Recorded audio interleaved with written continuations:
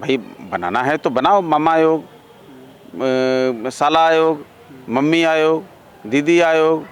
जीजा और जमाई और फलां से नहीं है, उनको परेशानी है कि दलित वर्ग के लोग क्यों आगे आ रहे हैं। जो उनके यहाँ सफाई कर्मी का काम करेगा वो एमएलसी चला जाएगा, जो उनका पैर दबाएगा, जो उनके यहाँ खातिरदारी करेगा वो एमएलसी चला जाएगा, जो उनके यहाँ घुंघरू बजा के नाच मुजरा करेगा उसको एमएलसी बना देंगे। तो ऐसे थोड़े होता है भाई। लेकिन बड़े नेता हैं, थोड़ा सा संभल के बोलना चाहिए। बाकी हम उनको नासमझ कहें ये तो हमारी नासमझी हो जाएगी। आप देवेंद्र मांझी को जानते हैं क्या? 27 वर्षों का उनका अपना एक राजनीतिक जीवन रहा है, सामाजिक जीवन रहा है।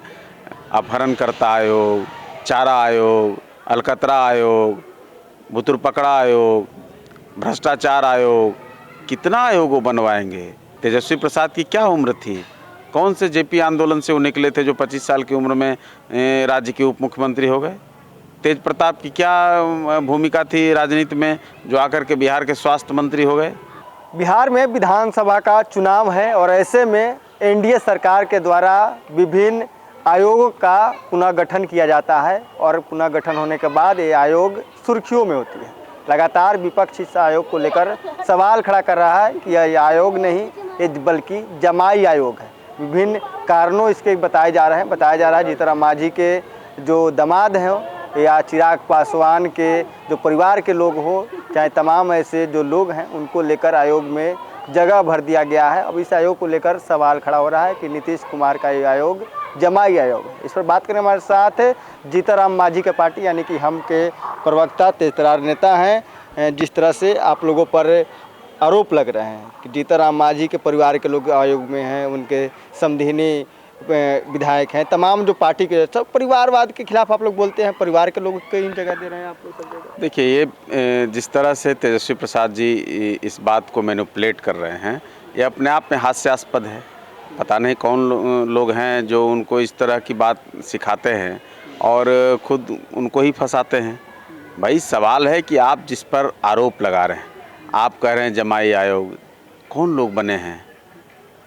आप देवेंद्र मांझी को जानते हैं क्या? 27 वर्षों का उनका अपना एक राजनीतिक जीवन रहा है, सामाजिक जीवन रहा है। इंजीनियर रहे हैं, जिस बिरादरी से वो आते हैं उस बिरादरी में कितने इंजीनियर डॉक्टर मिलते हैं। वहाँ से उठ कर के अगर कोई आदमी आया है और वो लगातार काम कर रहा है, सामाजिक जीवन को जी रहा है, तो भाई उसको बनाया गया। मृणाल जी रामविलास जी के दामाद तो हैं, लेकिन कितने पढ़े लिखे हैं ये पता है? कोई 7वीं पास है क्या? कोई 9वीं पास है क्या? कोई AA है, कोई बीटेक है, कोई कुछ है। तो ये इस तरह का निराधार आरोप है। वाकई जो मसला है वो ये है कि देवेंद्र जी ने, लालू प्रसाद यादव ने जो बाबा साहब भीमराव अम्बेडकर का अपमान किया, उनकी तस्वीर को अपने पैरों के सामने रखवाया और उसके बाद कोई प्रतिक्रिया भी नहीं, कोई प्रणाम भी नहीं, कोई सम्मान भी नहीं, तो उस पर जो देवेंद्र जी ने नोटिस किया है, उनको नोटिस भेजा है कि क्यों नहीं आप पर SC ST की धारा लगाई जाए। आप या तो 15 दिनों में सफाई दीजिए, नहीं तो फिर आप ये बताइए क्यों ना आप पर धारा लगाई जाए। तो इससे खींच करके वो इसको दूसरी तरफ मोड़ना चाहते हैं। लेकिन सवाल भी खड़ा होता है, AA और बीटेक किया हुआ है, बस इन लोग के दामाद ही हैं कि कार्यकर्ता भी है? नहीं, कितने लोग मेंबर बने हैं, कितने आयोग बने हैं, उसमें कितनी संख्या है इनकी? भाई जहाँ 100 लोग मेंबर बने, हमारी पार्टी से 2 लोग बने हैं। मुकेश मांझी भी बने हैं, जो कार्यकर्ता हैं, जो मुखिया रहे, जो जिला परिषद रहे, हमारी पार्टी के लगातार अध्यक्ष रहे, वो भी बने। उनकी चर्चा नहीं होगी? चर्चा भाई, जब 100 लोग बन रहे हैं, 100 लोग में आपने 3 आदमी को ढूंढ के निकाला, अब भाई किसी न किसी की तो रिश्तेदारी रहेगी। उस हिसाब से तो अगर देखा जाए तो आज भी लालू प्रसाद जी का कुनबा भारत में सबसे बड़ा है। भाई लालू जी का देख लीजिए, 8-10 परिवारों का। भाई बनाना है तो बनाओ, मामा आयोग, साला आयोग, मम्मी आयोग, दीदी आयोग। और तो और राजद को तो बनाना चाहिए, आएगा। हमको लगता है कभी उनको मौका मिला तो अनऑथराइज रूप से बनाया भी। अपहरणकर्ता आयोग, चारा आयोग, अलकतरा आयोग, बुतुर पकड़ा आयोग, भ्रष्टाचार आयोग, कितना आयोग वो बनवाएंगे। भाई सारा कांड करके आज ज्ञान दे रहे हैं। तेजस्वी प्रसाद की क्या उम्र थी? कौन से जेपी आंदोलन से वो निकले थे जो 25 साल की उम्र में राज्य के उप मुख्यमंत्री हो गए? तेज प्रताप की क्या भूमिका थी राजनीति में जो आकर के बिहार के स्वास्थ्य मंत्री हो गए? मीसा भारती ने कौन सा बड़ा कारनामा किया था कि वो राज्यसभा भी चली गई, लोकसभा का भी टिकट मिल गया। सिंगापुर से एक आई, वो सांसद का टिकट लेके चुनाव लड़ गई, फिर हारी, फिर सिंगापुर चली गई, फिर चुनाव आएगा फिर आ जाएंगी। साधु यादव जैसा कोई बताइए, साधु यादव, सुभाष यादव, राबड़ी देवी, इन लोगों को अक्षर का भी ज्ञान था क्या? जेल गए, पत्नी को बना दिया मुख्यमंत्री। तो ऐसे निरक्षर लोगों की जमात जहाँ है और वो बात कर रहे हैं भाई चिराग पासवान के एक जीजा जी को काहे ढो रहे हैं? चिराग पासवान जी के ही एक जीजा को लेके गए ना, तो पहले तो जीजा आयोग अपने बनवाना चाहिए। तो ऐसा इनका जो पूरा, अब उस हिसाब से ये जो नाते रिश्ते की बात करते हैं तो लालू यादव मुलायम सिंह यादव के कुनबे को जोड़ दीजिए, फिर उनके एक समधी हैं अजय यादव हरियाणा वाले, उनको भी जोड़ दीजिए। तो तेजस्वी यादव के ही खानदान में और उनके रिश्तेदारी में तो 100 लोग मिल जाएंगे। लेकिन अशोक चौधरी भी अब सवाल खड़ा कर रहे हैं, कह रहे हैं कि लालू प्रसाद यादव के राह पर मांझी जी चल। छोड़िए ना, अशोक चौधरी जी क्या सवाल कर रहे हैं, अब किस हिसाब से वो बोले हमको नहीं पता है। मांझी जी पर सवाल अगर करना है तो नीतीश कुमार जी करेंगे ना, कि अशोक चौधरी जी करेंगे? बड़े नेता हैं, मंत्री, बड़े नेता, हमको मालूम है। उनके पिताजी लंबे समय तक विधायक रहे, कांग्रेस के मंत्री भी रहे, फिर अशोक चौधरी जी लगभग 2000 से ही मंत्री हैं, विधायक रहे, फिर एमएलसी हैं। उनकी पुत्री भी अभी 25 साल की हुई, वो भी एमपी हो गई। अब अशोक चौधरी जी भी सवाल उठाएंगे और कहेंगे तो उन पर हम क्या जवाब दें? बड़े नेता हैं, उनको थोड़ा सा समझ बूझ के बोलना चाहिए। अगर कहीं कुछ लगे तो हम लोग, कुछ जानकारी अगर नहीं होगी तो हम लोगों से भी पूछ लेना चाहिए था। जैसे उन्होंने मृणाल के बारे में कहा, जैसे सयान के बारे में कहा, तो भाई उन लोगों से तो ज़्यादा काबिल हमको लगता है कि देवेंद्र जी हैं। देवेंद्र जी 27 वर्षों से सामाजिक जीवन में 4-5 चुनाव उन्होंने लड़ा, सांसद का भी चुनाव लड़ा, विधायक का भी चुनाव लड़ा, पिछली बार हम लोगों की पार्टी से भी चुनाव लड़े। तो उस हिसाब से तो सबसे ज़्यादा देवेंद्र जी का अगर सामाजिक जीवन देखा जाए तो सबसे ज़्यादा अच्छा है। तो आपके कहने का मतलब है अशोक चौधरी नासमझ हैं? नहीं, देखिए वो आपकी भाषा हो सकती है, मैं ऐसा नहीं, हमारे लिए आदरणीय है। नहीं, अशोक चौधरी जी सम्मानित नेता हैं समाज के। मैंने कहा ना कि उनकी अपनी एक लंबी लेगेसी है और उनकी अपनी एक जमात है, उनके चाहने वाले लोग हैं, उनके मानने वाले लोग हैं। हम लोग भी उनकी इज्जत करते हैं, लेकिन बड़े नेता हैं, थोड़ा सा संभल के बोलना चाहिए। बाकी हम उनको नासमझ कहें ये तो हमारी नासमझी हो जाएगी। क्या लगता है जिस तरह से बिहार में अब विपक्ष लगातार आप लोगों पर हमलावर है, आयोग को लेकर कर रहा है कि ये लोग परिवारवाद को बढ़ावा दे रहे हैं, क्या लगता है चुनाव में इसका नुकसान झेलना पड़ सकता है? देखिए, नुकसान जनता जो सब जान रही है भाई, जो लोग आरोप लगा रहे हैं आज भी वही वो काम कर रहे हैं। आज उनको तो जवाब देना चाहिए ना कि आखिर देखिए, उनको परेशानी जीजा और जमाई और फलां से नहीं है, उनको परेशानी है कि दलित वर्ग के लोग क्यों आगे आ रहे हैं। दलित, ये तीनों की बात अगर तीनों नेताओं पर जिन्होंने जिस तरह से उन्होंने सवाल उठाया, तीनों दलित नेता हैं। दलित नेताओं को दबा कर रखना है। 90 के बाद जब से लालू प्रसाद जी का एरा शुरू हुआ, ये बताएं कि अपनी पार्टी से किस राज्यसभा में दलित वर्ग को भेजा है? दलित वर्ग तो भाई जो बाबा साहब का संविधान है भाई, 38 विधानसभा में सीटें चिन्हित हैं, 6 लोकसभा में सीटें चिन्हित हैं, उस पर तो लालू यादव जी के परिवार को किसी को हक मिलेगा नहीं चुनाव लड़ने का। तो भाई अब उन्होंने जिस तरह से जमात खड़ा किया भाई, एक ज़माना था जब बाबू जगजीवन राम इस राज्य में दलित वर्ग के नेता हुए, एक ज़माना था जब बाबू राम सुंदर दास जी जैसे लोग हुए।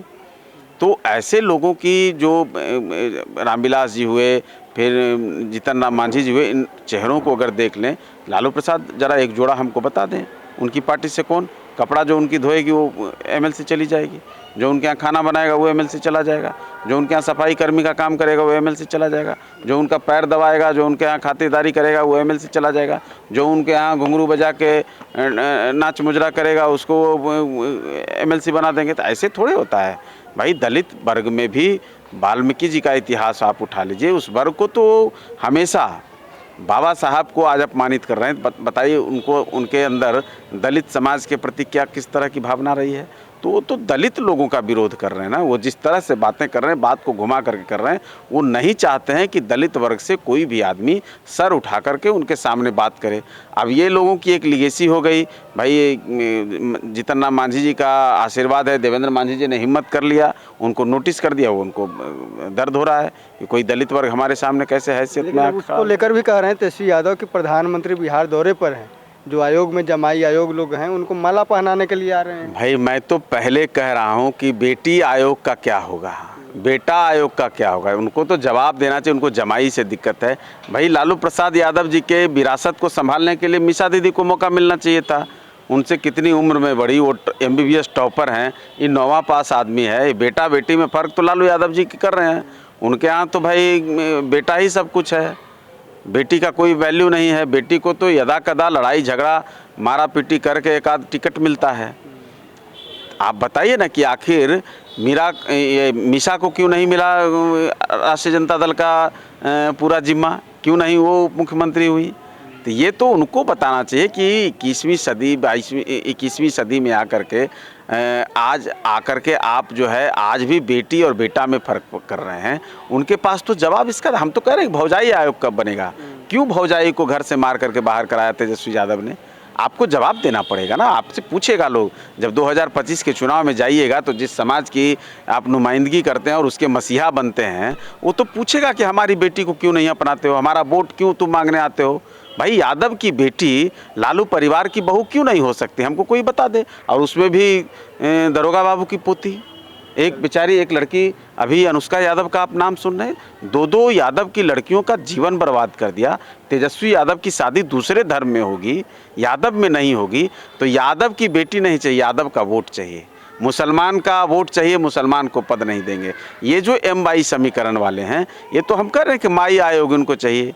माई मतलब माँ या मेरा। भाई तो ऐसे तो राज्य नहीं चलता है ना। समाज में सबको मौका मिलेगा।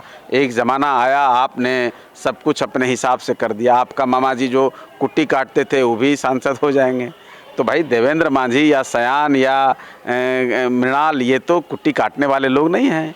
ये तो सामाजिक जीवन को जी करके, कोई इंजीनियर है, कोई पढ़ा लिखा, कोई वकील है, कोई MA किया हुआ है। तो ऐसे लोग अगर सामाजिक जीवन को जी करके आकर के कहीं कोई पद पाते हैं, और नहीं तो हमारा चैलेंज है कि भाई लालू परिवार एक तरफ से सब इस्तीफ़ा कर दो, ये सारे लोग भी इस्तीफ़ा कर देंगे। राजनीति में आप अगर कुछ कह रहे हैं तो उसके लिए आप एक अपना स्टैंडर्ड सेट करिएगा ना, एक मानक सेट करिएगा ना। आप मानक सेट करिए कि लालू प्रसाद जी का परिवार पूरा राजनीति से इस्तीफ़ा कर दे। ये तमाम जो नेता हैं सबों से बात करके मैं दावा करता हूँ, मैं सबको मना करके सबसे इस्तीफ़ा करा दूंगा। भाई हटा दो, कोई इस्तीफा करा दीजिए। हाँ करा देंगे। लालू प्रसाद जी का परिवार सब इस्तीफ़ा कर दे, हम सबों से बात करेंगे। भाई परिवारवाद अगर खत्म करना है तो जिसने खड़ा किया वो समाप्त करे। लालू यादव जी को बात करना चाहिए राहुल गांधी से। किस हिसाब से प्रियंका गांधी वायनाड से जाके चुनाव लड़ जाएंगी? भाई क्या है, यही है ना कि वो नेहरू परिवार की हैं। लालू परिवार के लोग हैं तो भाई तेज प्रताप कभी हसनपुर, कभी महुआ, कभी सिंगापुर से आकर के, कभी कोई।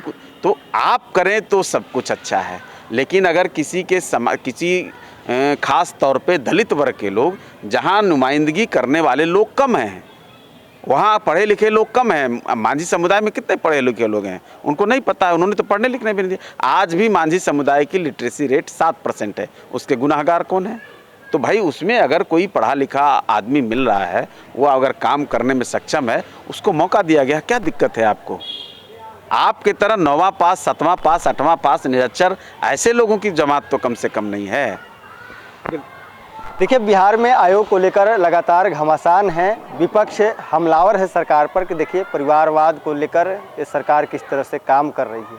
आयोग का गठन हुआ है पुनः एक बार फिर से बिहार में, और आयोग में जो परिवार के लोग हैं उन्हें रखा गया है। लगातार तेजस्वी यादव सरकार से सवाल कर रहे हैं। प्रधानमंत्री का बिहार दौरा है और प्रधानमंत्री को लेकर ही आज तेजस्वी यादव ने कहा है कि आयोग के जो जमाई आयोग के लोग हैं उनको माला पहनाने के लिए प्रधानमंत्री बिहार आ रहे हैं। देखा आपने, हम के जो प्रवक्ता हैं, तेजतर्रार नेता हैं, उन्होंने भी साफ तौर पे कहा है कि देखिए पहले वो लोग सबको इस्तीफ़ा दे, यानी कि लालू परिवार, उसके बाद हम सब किसी से बात करके इस्तीफ़ा दिलवा देंगे। जो परिवारवाद की जो बातें हैं वो समाप्त हो जाएगी। जिसने पहले शुरू किया था परिवारवाद, वो पहले पहल करे। Prince Kushwaha, first Bihar. Panorama group, जो सोचता है वो करता है। आपके अपने सपनों का आशियाना। ये लो, मुंह मीठा करो। आज मैंने अपना जॉब छोड़ दिया, अब हम पूर्णिया वापस जाएंगे। जॉब छोड़ दिया है? मतलब ये घर कैसे चलेगा? हम करेंगे क्या? और माँ बाबूजी क्या बोलेंगे? इसलिए मैं एक और मिठाई का डब्बा लाया। अपने बिजनेस के लिए लोन अप्रूव हो गया। अरे लोन अप्रूव हो गया वो तो ठीक है, लेकिन पूर्णिया में हम रहेंगे कहाँ? अपना घर भी तो नहीं है वहाँ। इसलिए तो एक और मिठाई का डब्बा अलग से लाया हूं। हमने पूर्णिया में घर ले लिया है, पूर्णिया के ई होम्स पैनोरमा में। पूर्णिया में पैनोरमा ग्रुप लेकर आए हैं ई होम्स पैनोरमा, बड़ा घर, आलीशान जिंदगी और अत्याधुनिक सुविधाओं के संग। अरे अरे, अब क्यों मुंह मीठा करवा रही हो? क्योंकि हम घर वापसी जो कर रहे हैं। घर वापसी की खुशी पूर्णिया में ई होम्स पैनोरमा के संग। ई homes panorama, luxurious lifestyle redefined.